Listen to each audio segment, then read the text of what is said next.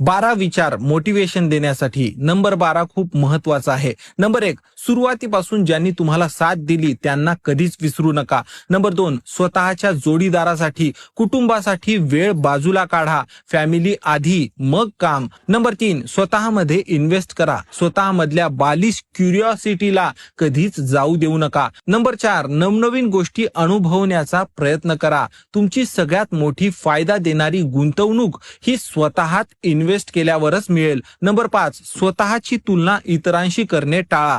तुलना केल्याने त्या गोष्टीतला आनंद हिरावून घेतला जातो. नंबर 6, स्वतःच्या ध्येयावर आणि अनुभवांवर लक्ष केंद्रित करा. नंबर 7, स्वतःतली ऑथेंटिसिटी म्हणजेच खरेपणा जपा. स्वतःशी खरं वागा.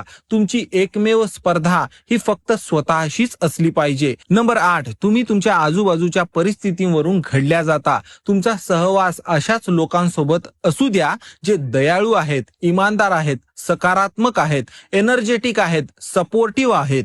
तुमची मित्र काळजीपूर्वक निवडा. नंबर 9, जे आहे त्याबद्दल कृतज्ञ राहा. तुम्ही तुमच्याकडे घालायला शूज नाहीत म्हणून रडाल जोपर्यंत तुम्ही एका अशा व्यक्तीला भेटणार नाही ज्याला खायला देखील मिळत नाही. तुमच्या आयुष्याबद्दल, नोकरीबद्दल, तुमच्या घराबद्दल, तुमच्या कुटुंबाबद्दल आणि तुमच्या आरोग्याबद्दल कृतज्ञ राहा. सुदैव माना, कितीही लहान का असेना, जे आयुष्य आहे त्याबद्दलच देवाचे आभार माना.